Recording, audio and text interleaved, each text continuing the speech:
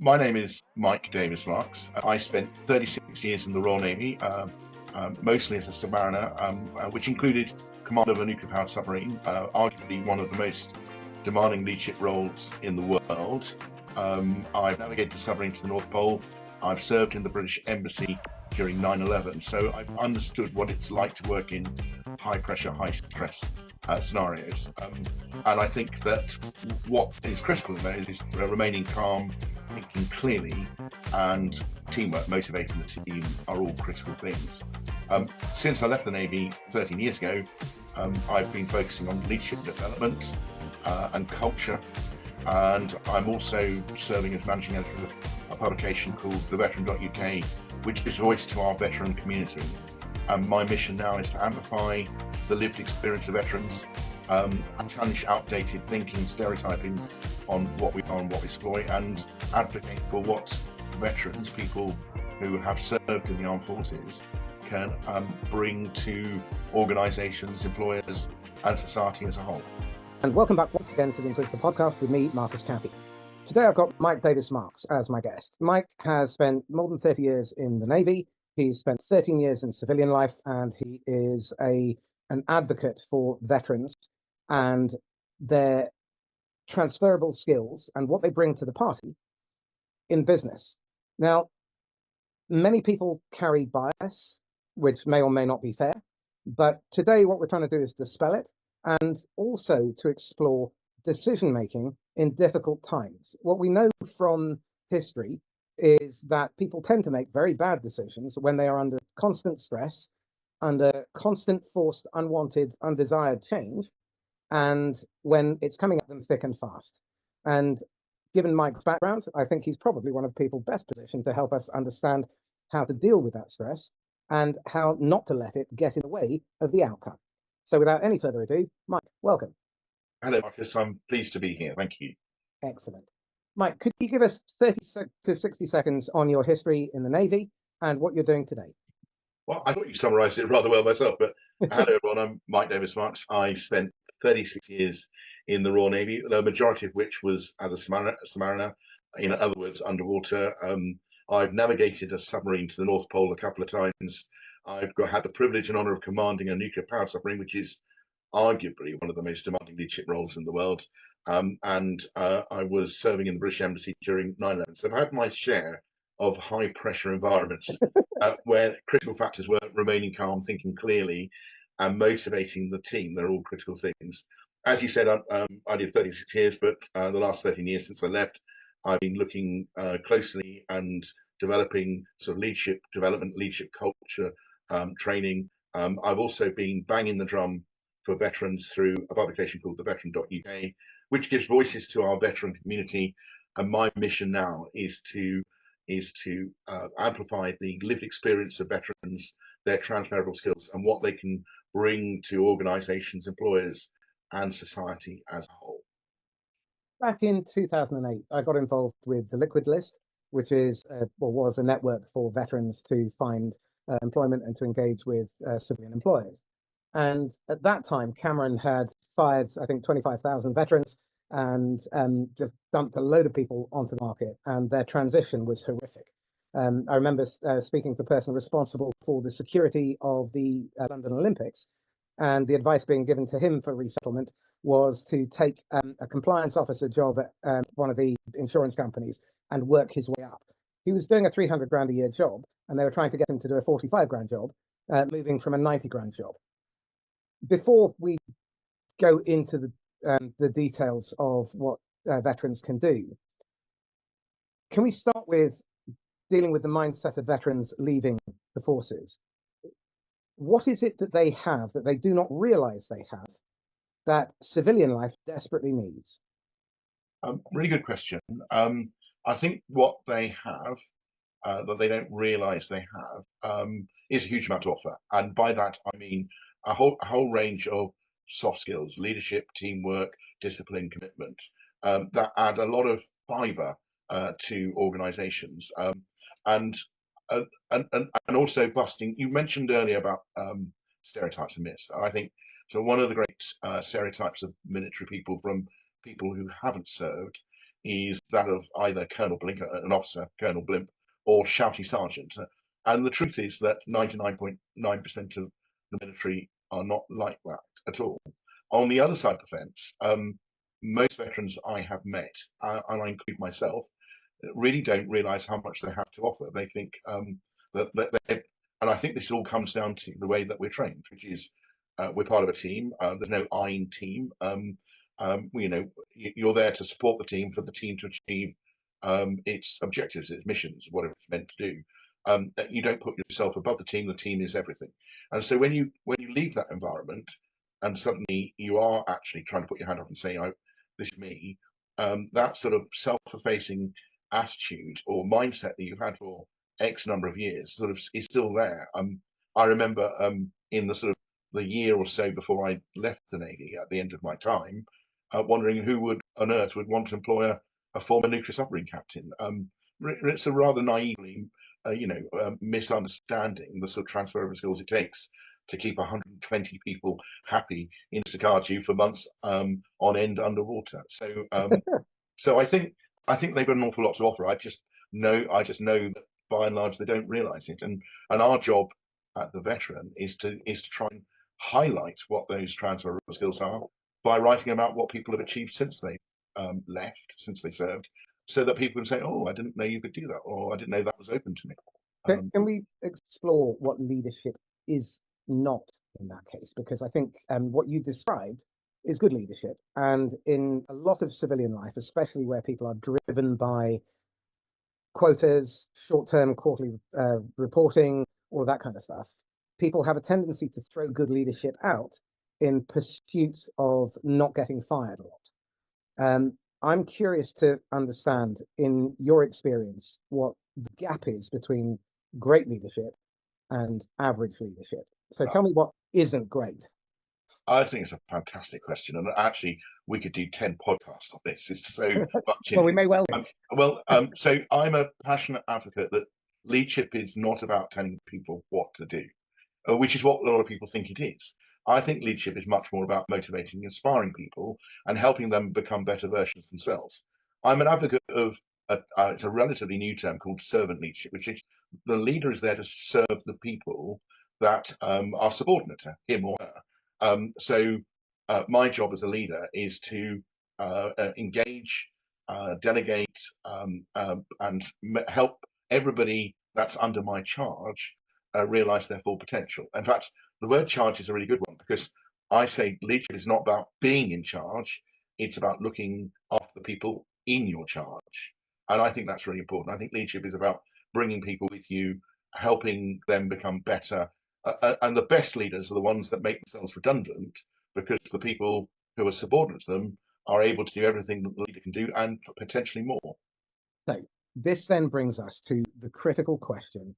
When leaders spend their time doing, they are stealing the opportunity for their people to grow and develop. 100%. And every time they answer a question, instead of asking a question, have the person work it out, they steal another learning opportunity, which means that they're probably going to have to do it over and over again.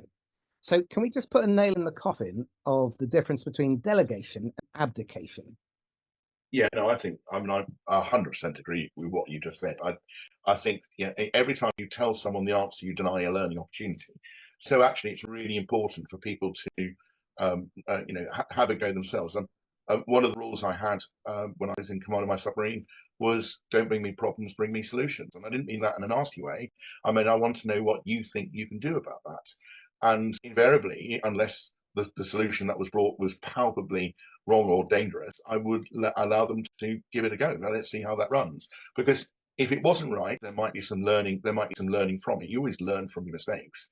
And if it was right, then they would feel more empowered, because they've been allowed to try what they thought was the right way to do things. And it's important, even if it goes wrong, is not to sort of prod a finger and say you got that wrong. It's much more important to say, right, what did we learn from that? How would you do that differently next time? And therefore, you bring people with you, and you allow them to teach themselves through a safe environment. So I think that's really important.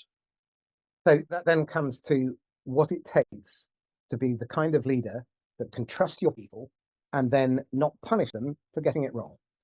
What are the conditions you have to create to make that even possible?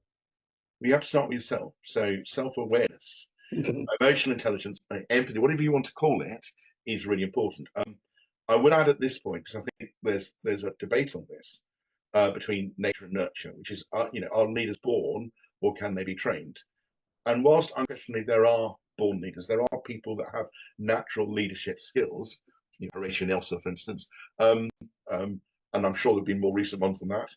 I fervently believe that everybody can be taught how to become a good leader, and most would be able to achieve that if only they were given that training and then had the mindset to take it on board. And I offer myself as an example because if you'd have pointed to me in the school photograph as a sixth former at my grammar school, that who's going to command the nuclear submarine, I doubt if anyone would have pointed at me. I doubt if anyone would have said, MDM, that he's going to be.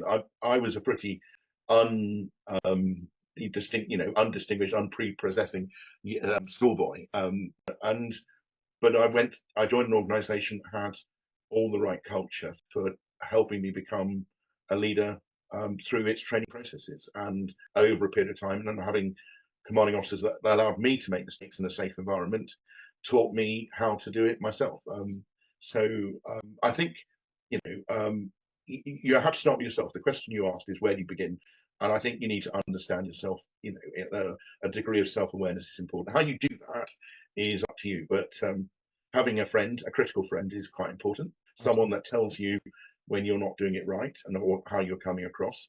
Even when I was in command, I asked my second in command to let me know when he thought I was doing something that was not right or coming across wrong. I didn't ask him to do it in the glare of everybody else in front of sailors, because that wouldn't have been helpful to him or me. But I did say, look, if you think I'm an idiot on this, I want you to tell me that in respectful terms, in the privacy of my house. Like that. So I've set some safeguards to make sure that I wasn't projecting something that wasn't what I wanted to project. Well, I'm going to dispute one thing. I don't believe Horatio Nelson popped out of his mother's womb able to lead. And everybody is a creature of their context and their background. And some people will have an aptitude for it, but I think it's 95% nurture. And you may have a predisposition against it, but it can be learned. I work with people all the time who, if they find a process that allows them to operate within their scope of capability, and they have a clear way of doing things, and someone to help them, then most people can learn to do pretty much anything that they have to do in business. It's not like it's that complicated. We do tend to overcomplicate things, but in principle, I absolutely agree with you 100%. The question now is, after you've got self-awareness and you've mastered to some degree your own inner demons, your tendency to have blind spots, to be brittle, then you need to develop relationship mastery. And this is where the EQ comes in, because self-awareness is understanding how you land with others as much as being aware of what's going on inside you. So that next stage, how do you develop really good EQ and not use it as a weapon or a tactic? I mean, I'd never heard of the term EQ or EI, emotional intelligence, until halfway through my naval career. But I guess that the training organisations that I was put through as I sort of went through my naval career had that sort of built in. So I learned it by osmosis rather than, okay, here's 101 on what emotional intelligence is all about. So you learned by doing. Yeah, and so day one so I left school at 18. I ran away to sea. I say that it sounds romantic. I joined the Navy with the full approval of my surprise parents. Surprised because they had no idea where this idea of joining the Navy came from. Well, I don't come from any family. If I don't come from a military family, we didn't live near a naval base, and I don't think we watched the Sink the Bismarck on TV the night before I said I want to join the Navy. But so they were surprised, but I think pleased that I opted this route. And when I got to this beautiful building down in Dartmouth, Devon, called the Britannia Royal Naval College, where they train junior officers, they started putting us through practical leadership tasks. Here's a bunch of young officers, cadets, go and build a bridge over this river without getting anyone wet and get the team there. And so we would all be appointed in turn to lead a task like that. And then our fellow cadets would then critique how it was done and what we did right and what we did wrong, but particularly on the leadership aspect. Why did you select the people to do those tasks? What did you do to make? How did they feel about giving those tasks? So right from the early days, there was feedback. So feedback is a really important mechanism, and being open to feedback. So the self-awareness bit is also knowing that you're not perfect. In fact, none of us are perfect, and so once you realise you're not perfect, then and you open your mind to constructive criticism or feedback, you can then start to improve on all aspects, including emotional intelligence and EQ. How did you get these people to do that and do it willingly rather than because you just told them to do it? So I think, and throughout my naval career, and I think the Navy's brilliant at this. Every posting I had was preceded by some training, which took that to the next level. Okay, you're going to be given more responsibility here. There's going to be more people that if something goes wrong, it's going to have more impact. Therefore, we're going to give you an extra layer of training that not only gives you the subject matter expertise to know what it is, but also the people management expertise so that you manage the burden of greater people. So, and one thing actually in your intro to this about bad decision comes from stress. Yes, it can do if you're not trained to deal with it, but if you get the right training that allows you to build up resilience to stressful, high pressure environments, you're then in a much better position to be able to make the right decisions, or rather allow the team to make the right decisions, because we all think about leader as the person at the top, and actually everybody is in this, and there's always going to be somebody in the pyramid that actually knows more about something than you do, and leadership is about allowing them to express that expertise to the betterment of everybody, the team, and not be frightened to speak up and say, I think we should be doing it this way. So yeah, training. Well, the training is critical, and the fact that you're doing training over and over again, so you're not just doing it once, you do it until it becomes muscle memory and it becomes habit, so that they don't have to think about the decision. If I look at the practice labs that we run, it's the repetition and trying something from a different angle each time, and trying the different nuances that builds robustness and resilience and anti-fragility into the process. I'm really curious, how often were you changing your standard operating procedures on the basis of iterative improvement as you learnt as a submarine? All the time, because I think you can't stand still. Say that again, just so that the audience hears it. All the time. All the time. How often is that? Every bloody day. Well, I have this phrase: every day's a school day. So if you're not learning something on a daily basis, irrespective of what you're doing and who you are, then you're not developing as a human being. Have you heard of a concept? I'm sure because you're a wise inquisitor, Marcus. But have you heard of a concept called the staircase of learning? Yes. Unconscious competence or or conscious competence, and this idea that you start off with you don't know what you don't know. We all start off there. Yeah, you're right. Horatio Nelson came out of his mother's womb not knowing anything, but he learned very quickly. His staircase was very steep. He was commanding a ship at 23. I mean, extraordinary individual. Wow. Please, readers, go and find a biography of Nelson. Most extraordinary, greatest British leader, military leader of all time, in my humble opinion. But you don't know what you don't know, and then when you do know, so that first time you get given the keys of a car to go and learn to drive a car. When you're sitting in the back seat with your parents driving, you think, how difficult is that? Anyone can do it. They can do it. And that's a classic. You don't know what you don't know. And then when you put the keys in the car, when you've got your driving instructor and your first ever lesson, and he goes through, and this is what we're doing. Turn on the engine. Tells you to put it into first gear and do the pedal with the clutch and the accelerator. What invariably happens? What happened when you did it, Marcus? Do you remember your first ever the first moments of your driving lesson? Yeah, it wasn't pretty, and there were quite a few stalls. You stalled. I mean, and at the moment you do your first stall, the moment you do your first, where that jugga, you haven't got it right. You suddenly realise you go from I don't know to I now know I don't know. So that's conscious incompetent. I know I'm incompetent rather than I don't know I'm incompetent. And then you have this whole training lessons. You put yourself through different scenarios and situations, where actually you are at some stage ready to take the test. So you actually know what you know what you can do. You know what your level of competence is, which is known as conscious competence. And you sit, you're driving. There's a lot of concentration. You're focusing, mirror signal maneuver, all that sort of stuff. You pass your test, and then 6 months later, you've got one arm on the steering wheel, one arm on the window, and you've gone into unconscious competence. In other words, it's become second nature. Yeah. And I love that. But the critical bit of it is that you've got to train people in order to get from they don't know what they don't know to conscious competence. They know they're competent, and then beyond into second nature. It's that training and repetition of training, as you say, every day is a school day. That gives you that resilience to be able to withstand stress and pressure and respond to different situations. So, in order to bring all these threads together, I think it's really important to also ask the question: how much of your job as the CO was doing the work? Early days, quite a lot. As I got to understand my team better, less.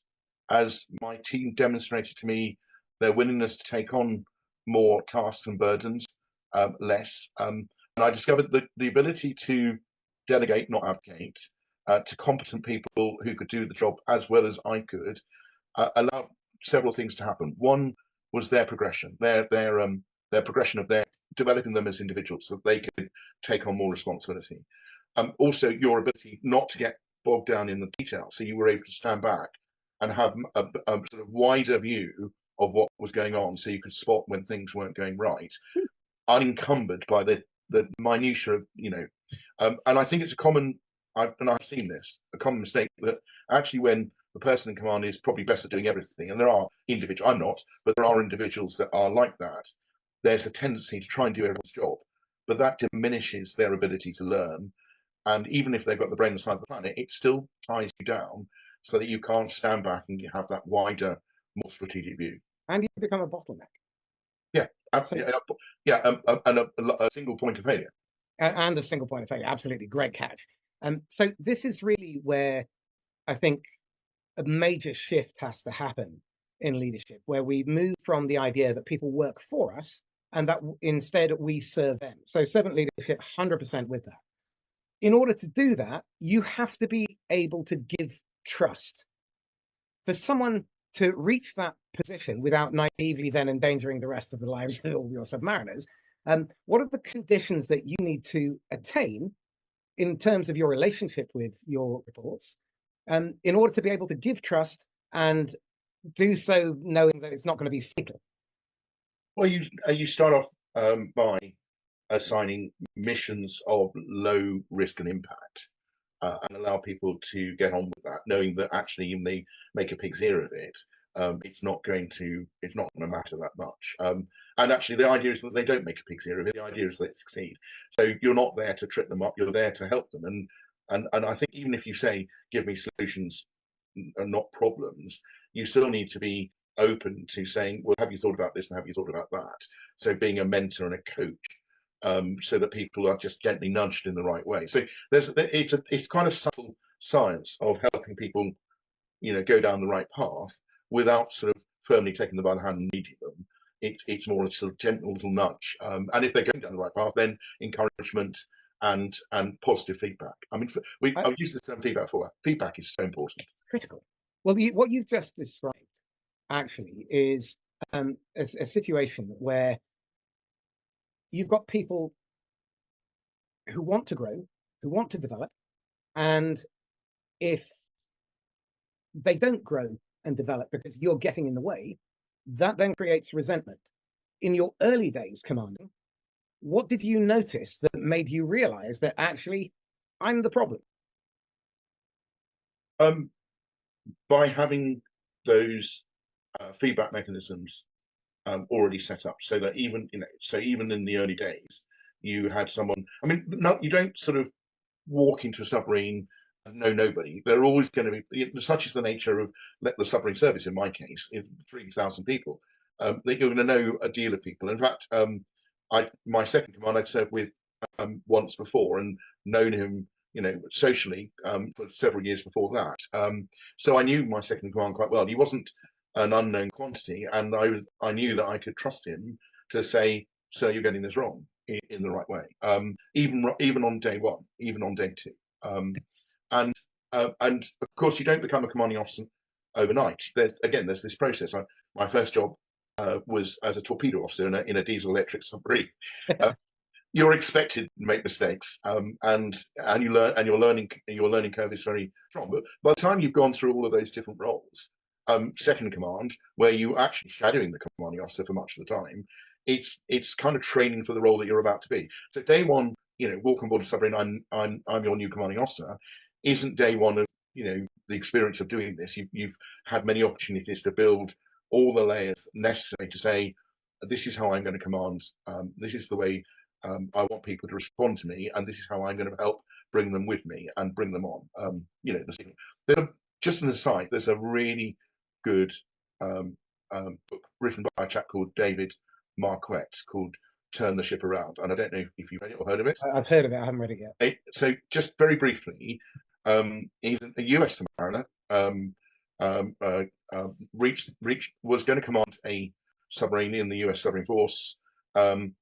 Knew a year before that he was going to be assigned to HMS. Can't remember the name. I think it was Santa Fe. Might have been Olympia. And he was almost OCD in wanting to be the best, most knowledgeable person on every aspect of how that submarine operated, so that nobody knew. He wanted to walk on board that nobody knew more about it than he did. And a week before he was due to command, he'd been doing this for a year, preparation for it. Commanding officer of another submarine broke a leg in a skiing accident. And it was a different class. It was still a nuclear powered submarine, but it was a different class, a different system, an old one. And he got rung up by his appointing system, saying, "You're not going to USS Olympia, you're going to USS Santa Fe." I don't know if those are the names of the actual submarines, but they're different class of submarines. And he said, I don't know anything about the Santa Fe. I'm the expert on USS Olympia. And the US, the Admiralty said, "Hard luck, chum. That's where you're going. You don't have any. She's got important roles to do. We need you on board." So after a couple more protestations, he duly reported on board. He realised that he stepped over the gangplank, that he was not the most knowledgeable person on board, like he expected to be in the submarine he was meant to go to. He was probably one of the least knowledgeable. And what was really clever was not he realised that he had the emotional intelligence to understand that actually he had to rely on his team. So he gathered his head of departments and said, "You all know the submarine so much better than me that I'm going to allow you to command the submarine with me in a sort of observational veto role. So I want you to tell me what you're doing, but I don't want you to ask to do it. I want you to say, I intend to do this. And I will learn from you about how to operate the submarine." And so that went, and actually it was very successful. I mean, they all rose to the challenge. They all did their bit and more. And at the end of about 3-4 months, he called them all in again. He said, "I now understand how this submarine works now, thanks to the way you are." But he also realised that it was operating better than he could have ever imagined. He said, "I'm going to take a chance. I'm going to continue now that I'm, up to speed. I want you to continue to run the submarine as if you let me know what you're doing. I want to know what's going on. I want to learn, continue to learn. But actually, it's still going to be, I intend to, not please may I have permission to." And he operated it throughout his. His submarine went from one of the how they rank these things, but the least performing submarine in all sorts of different the way they sort of judge these things, to the most outstanding sub, and they won cups and competitions for being the most efficient submarine for this, the best submarine for doing that, and it was all because he let go of the reins of power and allowed his team to get on with it and do their best. He also ensured that it wasn't heads of departments just being like that. They filtered that culture downwards, so it was a whole boat culture. And he's written a book about it, and it's really good. Was he the one who decided on his first day he was going to stand at the back of the queue, and the ratings were telling him to go to the front? He said, "No, officers queue like everyone else." No, I don't think that was him. I think you're thinking of Simon Sinek, right. Who is a leadership guru you've probably heard of, and he wrote a book called "Leaders Eat Last." So I think I think it comes from that book, "Leaders Eat Last." And you're right; you should always look after the people that rely on you. They should always be served first. So this then comes to another critical question, which is succession. The root word of succession is success, and It depends on empowering your people to be successful in their role so that you can execute the outcome for which you've been hired. Your job is not to do the work. Your job is to create the conditions so the people can do the work excellently to the standard intended and not have to do stupid things or workarounds or feel threatened in their role so that they can do their best work. For that to be possible, what needs to shift in the leader's mindset so that they can stay completely out of the way? And what are the habits that they will demonstrate that make it possible for them to get the information they need to be able to do that? The situation you just described could have been out of one of my leadership development presentations. It was absolutely spot on in terms of how you want people to succeed. And how you go about it is all about mindset. So again, it starts with self-awareness and understanding you and how you react to certain situations and your impact on other people. But if you understand the core of what you've just said is understanding that in order to help people succeed, you need to allow them to express themselves and do things, not do the doing for them. I think if you understand that from the get-go, then you will. I can remember, sitting on my hands a couple of times, thinking in the early days, thinking, should I get involved? Should I get involved? No, I won't, because I want them to learn from this, and I want, and actually, sometimes not only do they learn, but they do it really well, potentially better than you could have done it. I've never ever thought that I was the best person on board to do anything better than somebody else on board. There was always somebody better than me that could do something. And I think realization of that, and then trying to work out a way to utilize that, which helps them and helps you, is to everybody's advantage. So it's mindset, isn't it? Well, you've just put the final pillar in place, really, which is that you start with self-mastery, then you move to relationship mastery, and only then, once you've got those two lined up, are you fit to master role. Because role function is, role performance is a function of how well you respond in context and within the system. And the problem is that most people that I come across who are struggling are treating everything as if they're an individual contributor. They're not part of a machine. They don't see themselves as part of a team. And that is really dangerous in this kind of economy. Yeah. So what do we do about that? Well, how do you boil the ocean dry? I think one of the starkest differences to me being in the military to leaping into civilian life was the realization that most people didn't think like the way we do in the military in terms of team. It's the team that's important. It's working out where the strengths and weaknesses of a team and making sure that you cover the bases. I'm mixing lots of metaphors here just to test your audience. And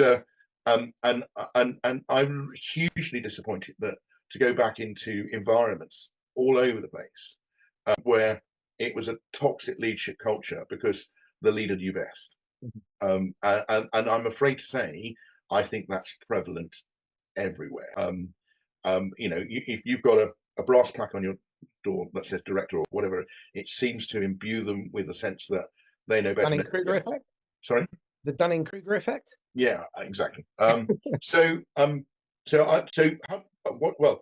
this goes back to, I think that veterans. So we've got 2.2, according to the 2021 census, 2.2 million veterans in the UK. Really? Yeah, I mean it's more than you think. Of which about 1 million are of working age. There are, and define working age, or not really. You can be working age. You can leave the services at 20, and you can be working way beyond 65, 60, 67. So I'm not going to define what working age is. We're willing to get involved in the world of work, whether it's paid for or not, voluntary.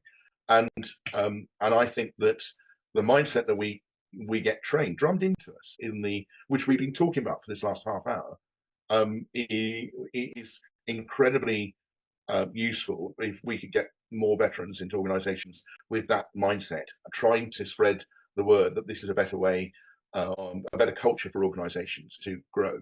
And there are some companies better than others. I mean, John Lewis, partnership, and I'm not I'm not trying to get any vouchers off them or anything, but I'll give you an address if they want to send some. John Lewis, but everyone's a partner; they're not employees. You go into a John Lewis store and they know they own a tiny bit of the store, because they're partners, not employees.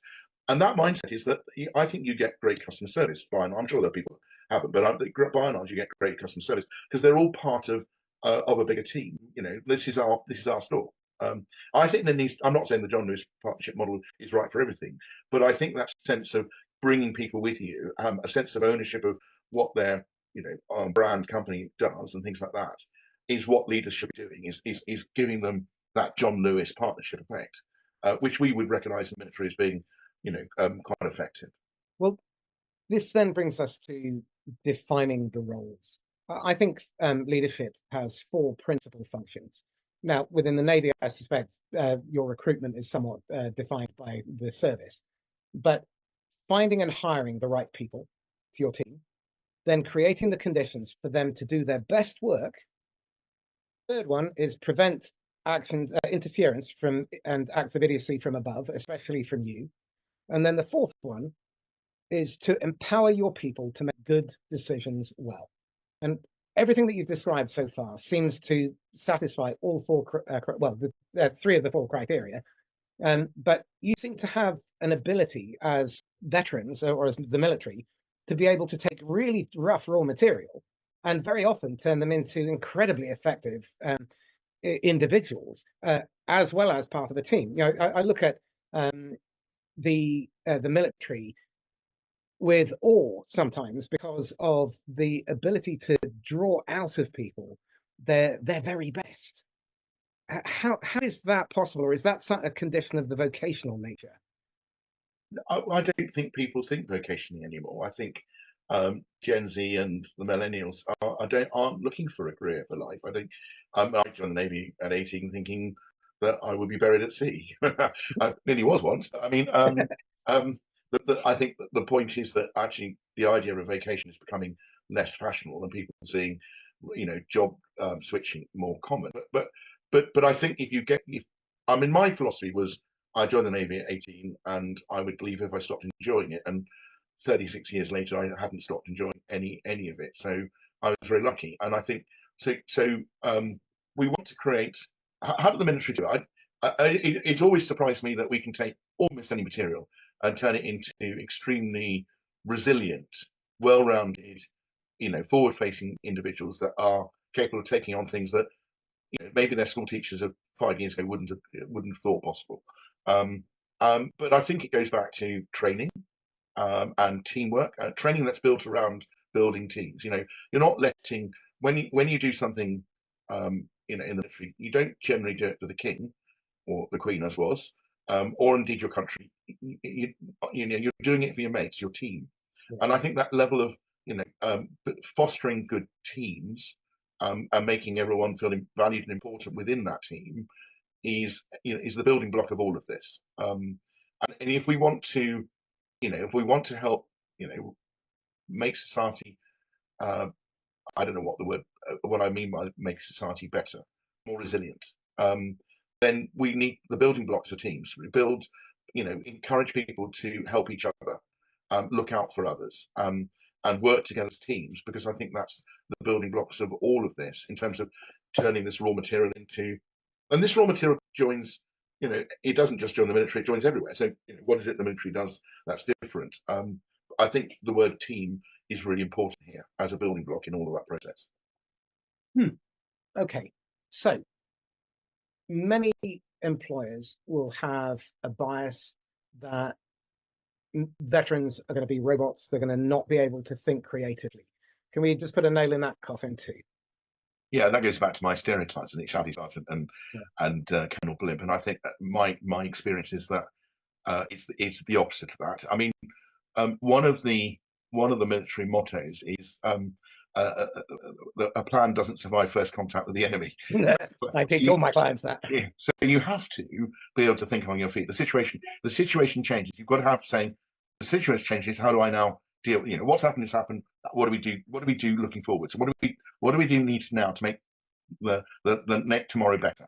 So understanding that situation, so agility of thought and not being stuck up, we're going to do it this way, even though the situation has changed, is really part of military mindset, and it's drummed into through all of those different training, processes that we talked about earlier. So I think those employers that have military and trust them to, in relatively senior positions, allow them to get on with doing it, will understand that they aren't the stereotypes of, do everything by a rote card, but have the ability to think on their feet and be agile when the situation changes.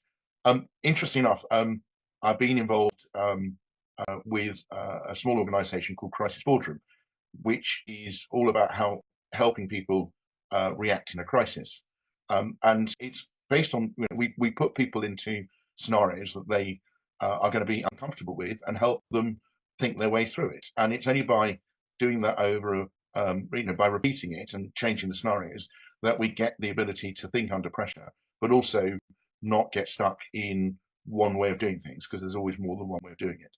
So again, I think it's the training that is the reason why we're able to think on our feet, and I can remember at Dartmouth. So I told you I commanded a submarine. In order to command a submarine, you have to do this course called Perisher, the submarine command course, and it is quite a high pressure course. It's allegedly one of the highest mental pressure courses in the armed forces, and you don't really want any person off the street commanding a nuclear submarine.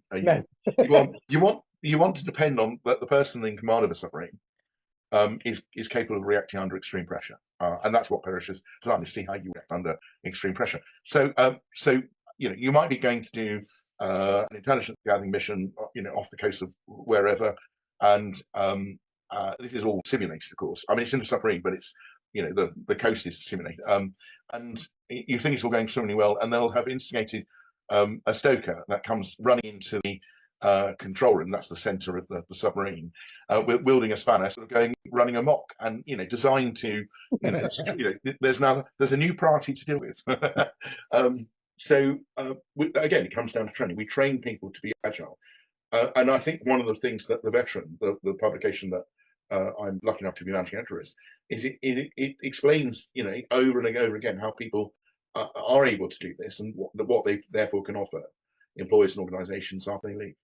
I had a client, Johan, who was ex-Belgian Navy, so he was they're playing on minesweepers. He then came to the UK, and he worked his way up from cleaning tables in Burger King to running the world's largest and busiest restaurant. He then became chief operating officer for another company, and all of that was really down to having the right kind of critical thinking, phenomenal people skills. His interviews, he would create a crisis to see how the interviewee responded to it, and were they kind to people. These little nuances. So getting to in Lean, they talk about going to the Gemba, where you get right down into the thick of it, and you draw a circle around yourself, and you just stand there and observe for 8 hours. That first party data, that getting right down, speaking to the individuals, that seems to have been largely lost. That management by walking around. What would you advise somebody who is brand new to their first leadership role? Because by and large, in civilian life, they are 30 when they get their first management role, and 12 years later is when they get their first training of any real value. So there's 12 years floundering around, flapping, and completely messing things up, and finding it really hard. So on day one, what would you advise a brand new manager to do if they haven't been given a proper runway into the job? Because I'd say 85 to 90%, that's exactly their pathway. They get tapped on the shoulder and told, Mike, bad news, we've just fired your idiot boss. Good news, you're now the idiot boss. Off you go, son. Another great question from the stable of Marcus. I saw John Cleese had a word for this, and he did a series of videos called Goya. Yeah. And you know what Goya stands up? Get off your ass. And he was used to play the idiot manager that didn't get off his ass. So he was the fool guy. Yeah. But the point was that actually day one, you might think I need to look busy. What you need to do is go and listen. You need to go and walk around and ask curious questions. I think you need to go and find out what people do. Go and find out what they like about what they do and what they don't like about what they do. I mean, depends on the size of the organisation, how long this will take. Ask people what they think can be improved. So not necessarily that you take note of it rather than it doesn't mean to say everything that's suggested is right. And just be in absorb mode. I think day one is all about, and probably day 2, day 10, maybe even day 30. I mean, you need to be observant and go and talk to people, find out how things are working. It might be things are working well. I mean, in which case you want to encourage that, but you can also start to see. So get out of your desk, get away from your desk, get out of the office, shut the door, take a notebook, because actually the point about a notebook is it's not it. People think if you take notes that actually you're actually listening to them. So it's not just about using your ears; it's also showing that you're using your ears, and also it's a helpful list of things that you've taken note of, that because you won't remember everything. The weakest ink is stronger than the strongest memory. Exactly. I've forgotten more than I've ever learned because I forgot to write it down. Write the bloody thing down, and there's nothing shameful about writing stuff down, which again is something that I come across where people don't want to appear like they need the crutch. I think humility is one of the most important qualities in leaders, which is desperately lacking too often because they want to be the hero. And if you're wearing your underpants on the outside, you're not a leader. You might be a bully. You might be someone who thinks that you're leading, but what you're doing is you're dragging people by the nose, and you don't have real commitment. What you've got are people who are looking for a way out, mostly.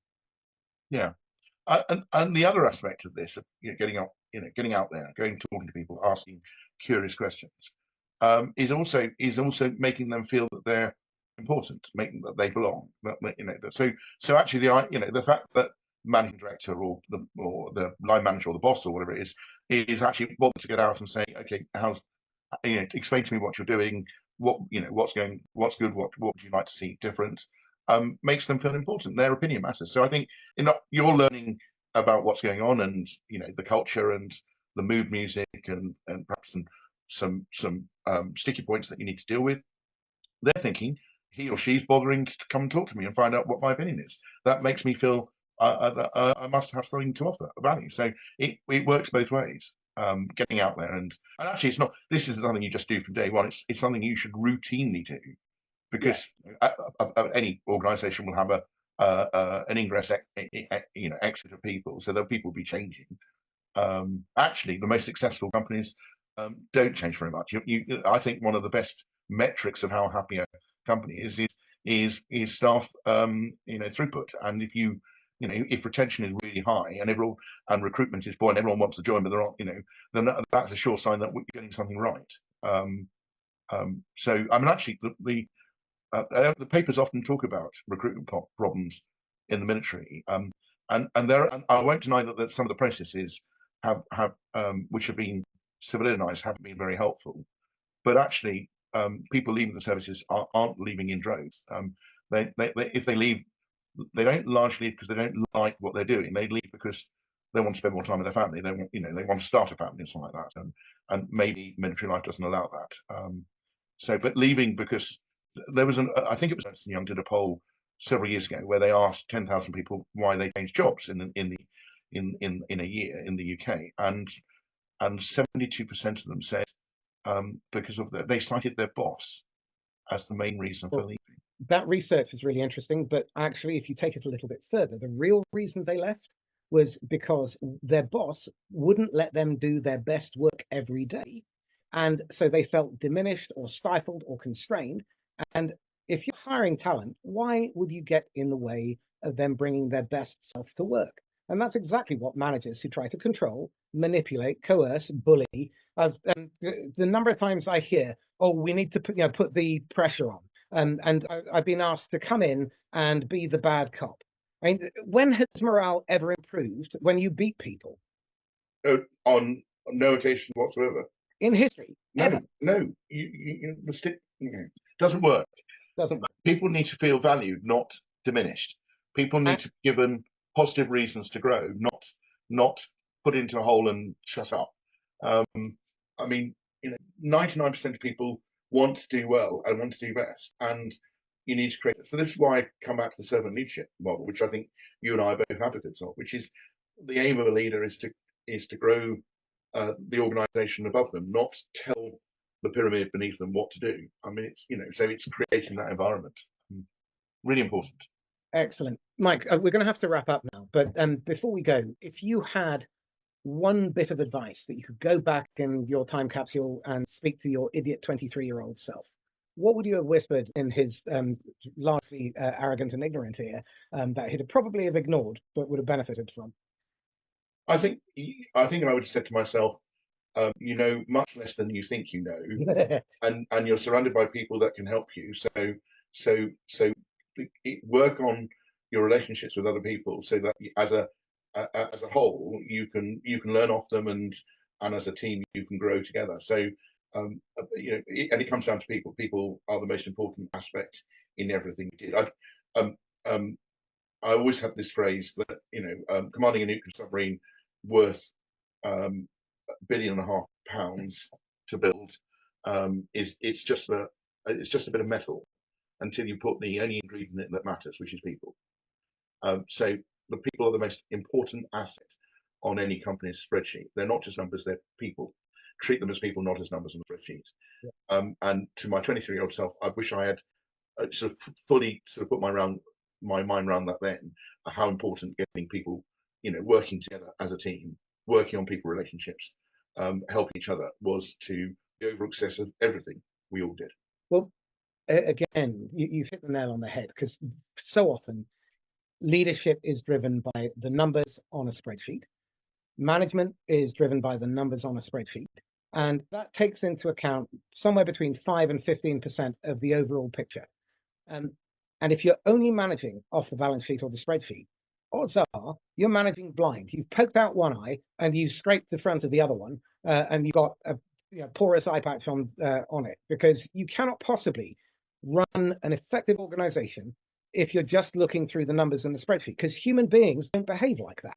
They don't behave logically. The only people who think that human beings behave in a logical, rational manner are economists, and they were put on the planet to make soothsayers look good. So the grim reality is, if you are looking through a single lens, chances are you're missing the bigger picture. And the thing you described that really sticks out to me is the range of experience and the perspective that you develop as a leader going through the apprenticeship in the Navy. And that seems to have been missed in a lot of civilian leadership roles. Sadly, I think you're right. And go get off your ass. That principle. Go and talk to people. Go make them feel important. Go and understand what their job is about and how they think it could be done better. They know, you don't. Yeah, absolutely. So on that happy note, Mike, can you recommend a couple of other books for people to read around leadership, self-awareness?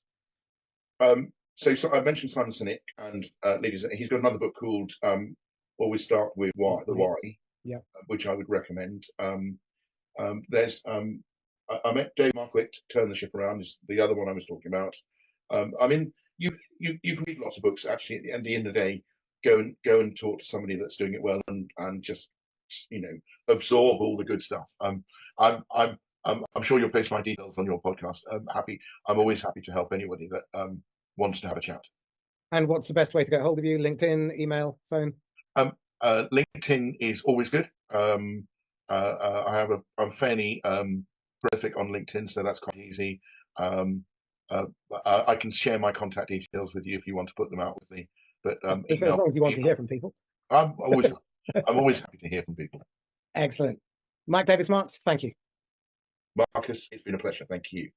Excellent. So this is Marcus Cauchi signing off once again from the Inquisitor Podcast. If you found this useful, please get in touch. Comment, like, share. If you think that your boss needs to listen to this, then please share it. And in the meantime, stay safe and happy selling. Bye-bye.